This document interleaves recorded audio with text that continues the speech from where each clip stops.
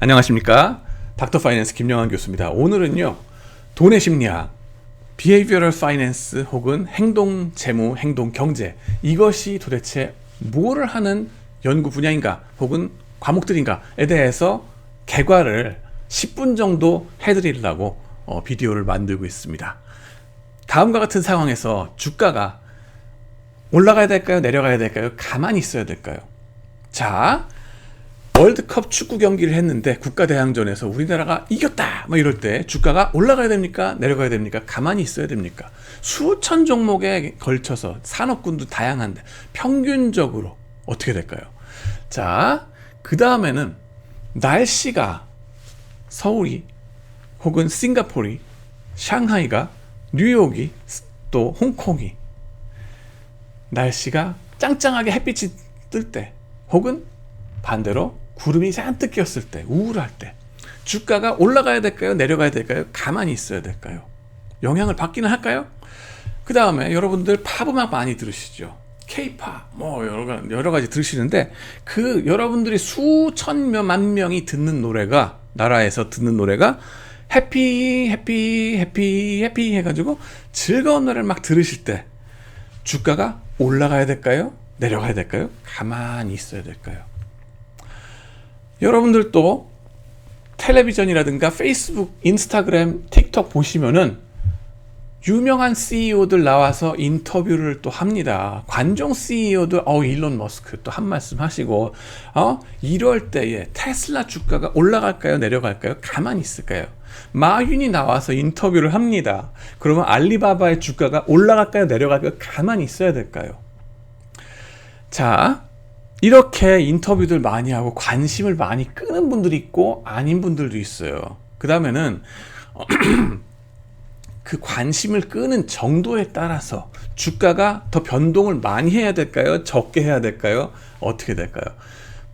그 다음에는 여러분들 이렇게 여러 가지 관심을 끄는 정도에 따라서 그것이 주가의 움직임을 결정해야 되는지 말아야 되는지, 무엇이 주가를 움직이는가에 대한 연구가 바로 행동 경제, 행동 재무가 되겠습니다.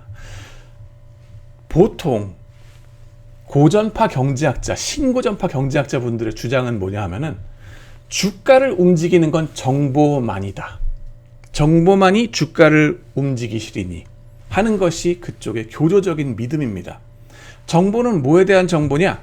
회사의 현금 흐름, 기대되는 현금 흐름 혹은 그 현금 흐름의 위험한 정도, 그 두 가지 요소로서 캐시플로우와 리스크 두 가지 정보만이 주가를 움직이시리니 하는 믿음입니다. 거의 종교적인 믿음이에요. 이걸 통해서 노벨상도 받고 난리가 납니다. 근데 그 얘기는 뭐냐면은 정보 이외에 다른 것들은 절대 주가를 움직이지 않는다, 평균적으로. 그러면 마켓 사이컬러지, 시장의 심리, 돈의 심리학은, 돈의 심리는, 심리라는 거는 정보가 아닌 이상 주가를 움직이면 안 되겠네요. 유진 파마 교수님의 말씀에 의하면, 그죠? 시카고 대학의 신고전파에 의하면 그렇다. 심리란 거 다 불셋이다. 정보만이 주가를 심대하게 움직이고 그 정보가 일단 가격에 순간적으로 반영이 되고 나면은 그 다음부터는 가격은 움직이지 않는다 하는 주장이 바로 신고전파 경제학의 말씀이 되겠습니다. 여기 보이는 그래프는 M&A 어나운스먼트, 딱 그 인수합병을 한다고 했을 때 합병 당하는 기업들이 프리미엄만큼 주가가 확 뜨고 나서 평균적으로 안 움직인다 하는 빨간 선 그래프가 되겠습니다. 자, 그렇게 해서 노벨상을 받긴 받으셨는데 많이들 그 말이 맞다 그러면은 우리가 실제로 겪는 거는 그런가 하는 겁니다. 보시면 비트코인 내재가치 빵!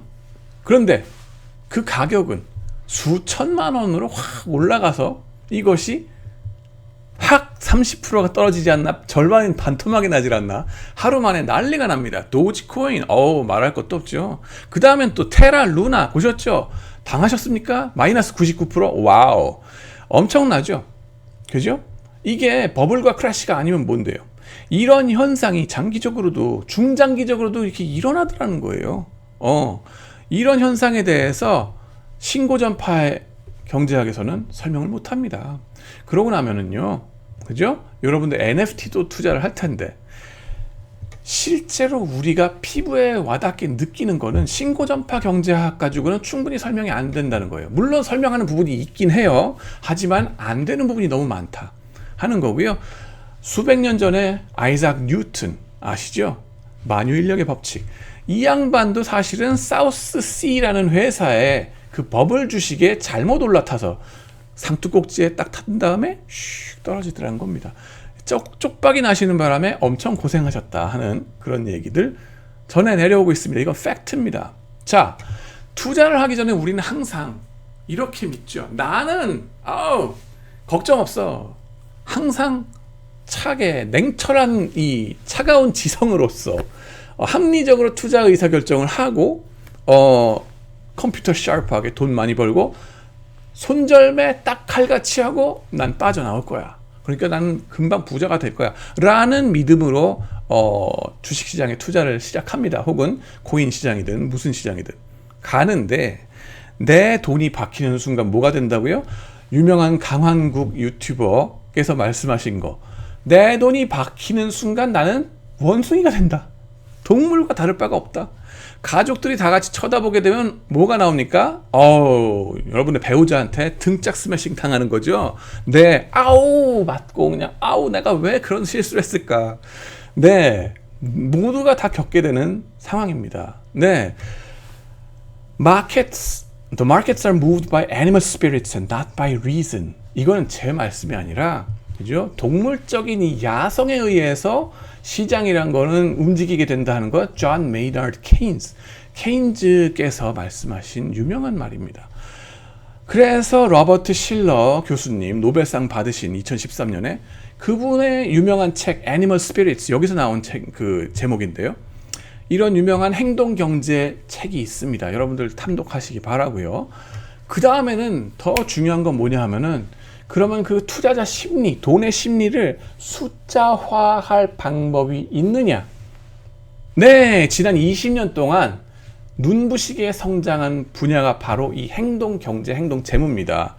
옛날에 공부하신 그 학자분들은요, 행동 재무, 행동 경제 그러면 수십 명 데려다 놓고서 그저 어떻게 서베이 해가지고 주관적인 거 갖다가 쓴 거 같고 사람들 그걸 대충 어떻게 한 거 아니야? 라고 잘못 이해하고 계세요. 그거는 호랭이 담배 먹던 시절의 얘기입니다. 행동 경제, 행동 재무란 건 이제 주류에 들어갔어요. 그래서 이 행동 경제에서 벌써 나오는 게, 거기서 파이오니어링 해가지고 나온 게 뭐냐 하면은 컴퓨터 사이언스 어프로치, 빅데이터, 텍스트 마이닝 이걸 갖고서 한번 해보자. 사람들이 쓰는 혹은 CEO께서 말씀하시는 그 언어 표현들 있잖아요. 그거를 텍스트 마이닝 해서 NLP, 자연어 처리하는 거, 그걸 해보자. 그러고 나니까는 그 심리적이라고 하던 것들이 다 숫자화, 정량화가 되더라는 거예요. 여러분들 비정형 데이터, 이런 거, 얼터너티브 데이터 말씀하시잖아요. 그거를 누가 개척해가지고 리서치에 써먹었느냐? 처음 하신 분들이 바로 저희들 비헤이비어럴 파이낸스 하는 학자들입니다. 이걸 가지고서 해보니까 심리적인 요소가 이제 정량화될 뿐만 아니라 정량화해 놓고서 테스트 해보니까 신고전파 경제학자들이 얘기하던 것과는 달리 심리적인 요소라는 것이 가격에 심대하게 영향을 미치더라 하는 거예요. 어느 일정 방향성을 띄고서 영향을 미치는데 그걸 가지고 헤지펀드면은 충분히 돈 벌어먹겠더라 하는 걸 발견한 겁니다. 그래서 머신 러닝 이런 것들을 가지고서 여러 가지 헤지펀드들이 돈 벌어먹을 방법을 개척해낸 것이 바로 저희들 분야가 되겠습니다. 그러고 나면은 헤지펀드들이 공매도도 많이 치죠. 공매도자들의 역할이란 무엇인가에 대해서도 공부를 하게 됩니다. 헤지펀드 르네상스 테크놀로지스의 이 짐 사이먼스 교수님 나오죠. 이런 분들, 퀀트 트레이딩, 알고리즘 트레이딩 이걸 개척하신 분들인데 다 무슨 얘기냐면 행동재무, 행동경제의 얘기입니다. 다른 거 아니에요. 이겁니다. 핀테크도 여러분들 요즘 핫하죠? 핀테크에서 도와줄 방법이 뭐냐? 투자자들의 실수를 최소화하는 방법입니다. 워런 버핏께서도 말씀하시잖아요. 룰 넘버 1, don't lose money. 룰 넘버 2, 룰 넘버 1을 다시 한번 기억하라. 그럼 돈을 잃어버리지 않는 투자 방법은 뭐냐? 실수를 최소화하는 거예요. 뭐 로보 어드바이저를 통해서 무슨 그 최고급 정보를 인민 대중이 다 액세스할 수 있도록 뭐 금융 민주화를 하겠다 뭐 이런 말씀을 하시는데 그거 됐고요. 그거 거의 불가능한 얘기고, 여러분들이 김앤장 변호사들 구워 삶을 수 없잖아요. 그분들 비밀 얼마나 철저하게 유지하시는데 돈이 다림이지라고 말씀하시잖아요. 그죠? 그러면은 일반 대중의 입장에 있어서 투자하면서 돈을 벌 방법은 실수를 최소화하는 것밖에 방법이 없어요. 그거를 핀테크 입장에서 도와주는 거, 약한 고리를 보완해 주는 거, 그것이 바로 행동 경제가 되겠습니다. 행동 재무. 그렇게 해서 도와주는 거다. 실질적으로 도와줄 수 있는 방법. 두 번째로 핀테크 말고 또 행동 경제가 쓰이는 또 한 가지 방법은 뭐냐면 CEO, CFO, 이 경영자분들의 심리적인 바이어스를 숫자화하는 겁니다. 저 양반이 도대체 얼마나 근자감이 쩌는 분인가? 저 양반이 도대체 얼만큼 자뻑이 심한 분인가? 저 양반이 도대체 얼마나 공격 성향이 강한가? 이 세 가지가 다 다른 얘기거든요. 그거에 따라서 그 회사의 주가가 미친 듯이 왔다 갔다 합니다. 그렇다면은 그 CEO와 CFO의 특질을, 그죠? 다양한 방법으로 잡아낼 방법이 없을까? 바로 그것도 행동 경제, 행동 재무 쪽에서 다 빅데이터 방법을 가지고서 만들어냈어요. 그러고 나니까는 정말 이 양반들이 관종 정도를 이제는 소셜 미디어 같은 빅데이터를 가지고 측정 가능하더라. 이 양반들이 근자감이 얼만큼 쩌는지 스티브 잡스 같은 분들 확실하게 잡아낼 수 있더라. 이 양반들이 공격성이 얼마나 강한지 얼굴에 나타나고 음성에 나타나더라. 이건 제가 하는 겁니다.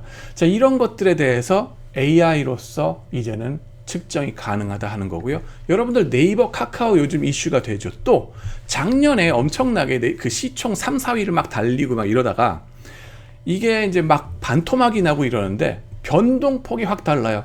카카오가 훨씬 더 많이 떨어졌다고 이 3프로TV에서도 얘기가 나왔습니다. 그 변동폭이라고 하는 거, 그 최고 책임자 CEO 분들의 얼굴에 보면 공격 성향에 따라서 나타납니다. 그러고 나면요, 이분들의 인수합병 성향도 얼굴에 같이 나타나고 그러는데, 공격적으로 인수합병 더 많이 하시는 분 이쪽이거든요. 예. 네이버에 비해서. 그렇다면 여러분들이 벤처 회사를 운영하고 있다 그랬을 때 나중에 어느 쪽에다가 팔고서 엑시트 하시겠어요?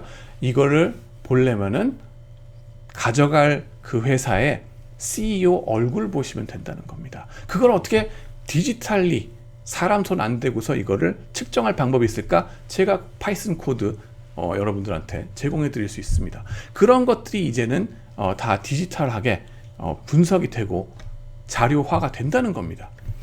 Unstructured data, 또 비정형 데이터, 이런 것들에 대한 연구가 Behavioral Finance에서 왕성하게 진행 중입니다. 자, 그래서 이제 여러분들이 관련된 책으로는 어떤 것들이 있는가? 제 책이 있고요. 또 이런 나르시시즘에 대한 책도 있고, 짐 사이먼즈의 그 헤지 펀드에 대한 얘기도 있고요. 그 다음에는 에셋 매니지먼트, 뭐 이제 앤드류 앙 같은 교수님이나 또 이런 책들이, 장영광 교수님의 책도 이제 엑셀 가지고서 하는 것들도 있고, Psychology of Money 유명하죠. 너지란 책도 그렇고, 다니엘 카네만의 책이라든가 이런 것들도 있고요.